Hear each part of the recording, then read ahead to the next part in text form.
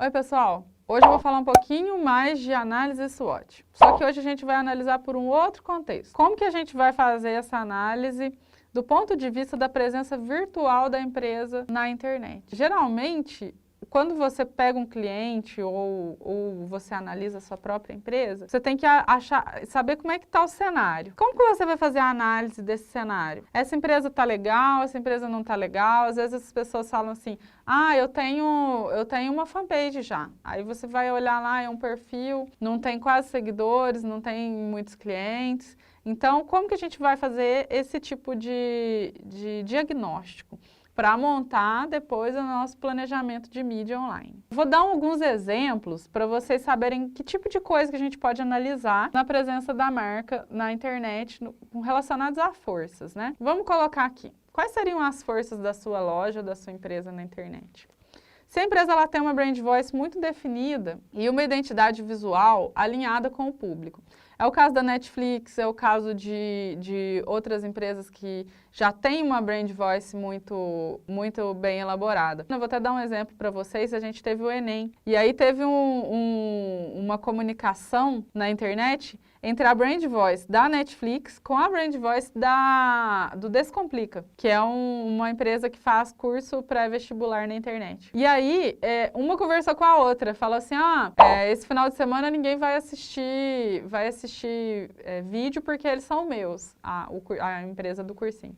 E a Netflix falou assim, não, pode deixar, eu quero que todo mundo passe para poder pagar a assinatura, alguma coisa assim. E aí isso daí gerou um engajamento muito grande da marca, de ambas, porque elas já têm uma brand voice definida. Então você consegue imaginar a empresa falando, você não acha que é alguém que está falando, isso daí é uma força. É considerado uma força. Outra coisa, a empresa ela já possui uma equipe disponível para agir rapidamente e responder as questões dos consumidores na internet. Acontece muito de uma empresa falar assim, eu quero montar um e-commerce, eu quero montar uma página. Só que não tem ninguém lá dentro da empresa disponível para fazer essa gestão. Então ela vai contratar externo. Só que a empresa que ela vai contratar externo, ela não conhece bem o produto. Ela não sabe resolver questões pontuais, questões específicas. Então, é uma força quando a empresa já possui alguém que consiga responder os seus clientes, que tenha algum conhecimento de marketing para atender esse público. Isso é considerado uma força. Quando não tem, é considerado uma fraqueza. Você consegue produzir também conteúdo de qualidade para os consumidores. Vou dar um exemplo aqui do Grupo Unis. O Grupo Unis, ele possui tanto alunos quanto professores, produzem muito conteúdo. Então, é uma força do Grupo Unis poder produzir conteúdo para os alunos. Então, nós temos um blog que nós atualizamos ele semanalmente. Então, todo dia tem um artigo novo. Isso é uma vantagem. Eu não preciso contratar uma empresa externa para produzir esses conteúdos. Eu tenho pessoas capacitadas que vão produzir super bem esse tipo de material. E aí, esse blog, ele melhora a minha encontrabilidade na internet. Ele faz parte do marketing de conteúdo que nós trabalhamos aqui no Grupo Unis. Outra vantagem, às vezes a fanpage ela já tem muito engajamento do público com comentário, avaliação positiva, às vezes você tem um bom produto, então seus clientes eles são fiéis, eles entram na internet, eles postam fotos, isso daí é considerado uma vantagem. E você possui, seria assim, você possui fãs, no lugar ao invés de você possuir seguidores. Quais seriam, no caso, as fraquezas, né, da presença de uma empresa na internet? Ela não tem uma brand voice definida e uma identidade visual alinhada com o público-alvo. Então, ela vai precisar construir isso é uma fraqueza. Então, você tem que pensar muito como que você vai fazer. Ela tem muito feedback negativo. As pessoas às vezes não gostam do produto, entram no site, na fanpage, coloca uma avaliação negativa. Isso daí é ruim, isso daí prejudica, isso é uma fraqueza na internet que as empresas possuem. Ela gastou já com campanha paga e não teve resultado. Isso daí também é uma fraqueza da empresa na internet. O site da empresa ele não é amigável, ele não é otimizado. Muitas vezes as empresas querem entrar na internet, querem investir em mídia social, só que o site dela, elas não arrumam a casa primeiro. O site da empresa está todo bagunçado. As pessoas não sabem para onde elas vão, não sabem onde elas encontram os produtos. A mesma coisa de você entrar numa loja e não conseguir achar o que você quer comprar. Então você vê uma propaganda maravilhosa, você vê lá no Facebook, no Google, no Instagram, E aí a hora que você chega na loja, tá aquela bagunça. É basicamente isso, então isso é considerado uma fraqueza. Pensem bem nisso. E é quando a linguagem da empresa, ela não é unificada. Então você não mantém a mesma linguagem. Acontece muito quando pessoas diferentes cuidam de mídias diferentes. Não importa, você deve estar na maioria de canais possíveis na internet. Você pode estar no LinkedIn, você pode estar no Twitter, você pode estar no Facebook, no Google, no YouTube, desde que você fale a mesma coisa em todos os locais. Então tomem muito cuidado com isso. Tenham sempre o mesmo discurso em todas as mídias, porque isso, se você não tiver, isso é considerado uma fraqueza. Considerando também as potencialidades e as características de cada mídia. Por exemplo, você não vai escrever no LinkedIn da mesma forma que você vai escrever no Instagram. Mas o que você está escrevendo, a forma de você escrever, tem que conversar, tem que ser a mesma coisa. Quais seriam as oportunidades, então, né, gente? Talvez você tenha um produto que não tem concorrência na internet. E aí você fala assim, nossa, vou nadar de braçada, né? Como a gente costuma falar. Vou colocar meu site no ar e vou ter bastante resultado, porque as pessoas estão buscando e não tem ninguém que vende isso na internet. Isso é uma oportunidade. Quando você já tem as mídias sociais integradas no site, você já tem um site otimizado.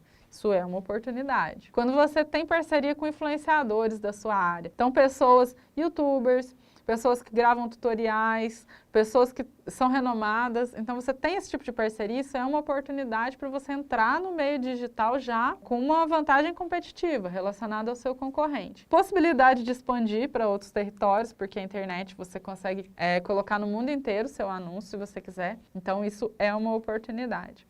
Quais seriam as ameaças da presença virtual, né, gente? Quando você tem muita descurtida na página, as pessoas não estão interessadas no seu conteúdo, então, assim, você já criou ali uma antipatia com o seu cliente. Quando você tem muito feedback negativo também sobre seus produtos e sobre seus clientes, no caso dos clientes. E aí você precisa tirar essa imagem negativa da internet. Às vezes um produto que não deu certo, algum caso pontual, você precisa trabalhar isso primeiro para depois você construir uma imagem positiva. Quando as empresas usam muito, os usuários usam aquelas extensões que bloqueiam propagandas. Principalmente quem trabalha com software, se você precisa atingir pessoas que estão interessadas em software para a internet, você tem uma empresa. E aí você identifica que a maioria dos consumidores usam essas extensões. O que você vai fazer? Essa é uma ameaça. E aí como você vai trabalhar isso? Trabalhe com marketing de conteúdo. Tenta colocar a sua presença mais na internet, menos anúncios e mais conteúdos, porque aí você consegue conquistar esse público. Quando você tem problema com logística e transporte também, isso daí é uma ameaça. E a pessoa compra um produto e demora muito para chegar ou não chega, e isso daí vai para a internet, com certeza, é o primeiro local onde seus clientes vão reclamar. E o cenário também, por exemplo, o cenário está em constante mudança. Hoje em dia nós temos um público muito grande no Instagram, que nós não tínhamos há 3 anos atrás. E o público do Facebook, ele tá muito grande, mas ele tá mudando. Então, assim, é uma ameaça. Da mesma forma que teve o Orkut lá atrás, e ele acabou, pode acontecer das mídias sociais acabarem, pode acontecer de surgirem novas mídias. Então, isso daí é uma ameaça. Você pode investir muito em uma mídia, mas você tá na mão da pessoa, no caso, do dono do Facebook, do dono das outras mídias. Eu costumo dizer uma coisa, e eu quero que vocês tenham muito isso em mente. Geralmente eu chego na empresa e as pessoas falam assim, nossa, eu tenho 50 mil seguidores na minha rede social. Eu tenho 100 mil seguidores na minha rede social, no Facebook, no Instagram. E eu falo para ele, olha, você não tem nada. Porque você está na mão do Facebook. Se a página sair do ar, porque eles podem fazer isso, é uma plataforma, ela é gratuita, mas você não tem direito nenhum sobre ela. Então, tentem fazer estratégias para trazer essas pessoas, esses 50 mil, esses 100 mil, para o site da sua empresa. Colete o cadastro deles, porque uma hora ou outra que ficar fora do ar, vocês vão perder. Então, assim, quando você fica na mão de uma ferramenta externa, que você não tem muito poder e ela pode mudar o algoritmo a hora que ela quiser, ela pode mudar a forma de trabalhar a hora que ela quiser, você tem muitas ameaças. Então, como que você vai minimizar essas ameaças? Traga sempre essas pessoas para o seu site, traga essas pessoas para o seu cadastro. Porque aí você não vai perder esses seguidores, você não vai perder essa presença, você vai conseguir trabalhar ela em outras mídias. Vou dar um exemplo aqui também de objetivos de marketing digital para vocês colocarem no plano de mídia de vocês, né? Primeiro, para fazer o plano de mídia, vocês têm que definir os objetivos. Então, eu citei alguns aqui para ficar bem mais simples. Construir a percepção de marca e autoridade no tema. Então, quando você quer fidelizar ou adquirir novos clientes, você pode usar esse objetivo. Melhorar o ranqueamento nas ferramentas de busca. Então, eu vou fazer uma campanha de SEO, eu quero melhorar, eu quero estar entre os 10 primeiros resultados com a palavra tal. Então, isso daí é uma meta de marketing digital que vocês conseguem perseguir.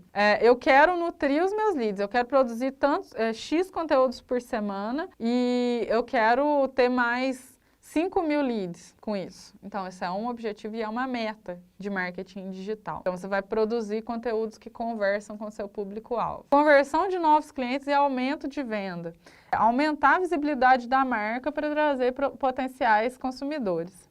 Suporte e atendimento ao cliente. Gente, hoje em dia, algumas empresas, principalmente de logística, elas usam as mídias sociais como suporte para atendimento. Já aconteceu de eu entrar no chat de uma empresa e aí abrir o meu Facebook e o inbox para eu conversar e questionar sobre um produto que não tinha chegado. Por que isso é importante? Porque a hora que eu loguei no Facebook, a empresa já pegou meus dados. Então, você pode trabalhar o suporte com as mídias sociais. Isso daí é muito utilizado ultimamente. Reter e fidelizar esses clientes. Você vai conversar com ele todo dia, você mostrar que você está ali, mostrar quem você é, e aí você vai fidelizar os seus clientes.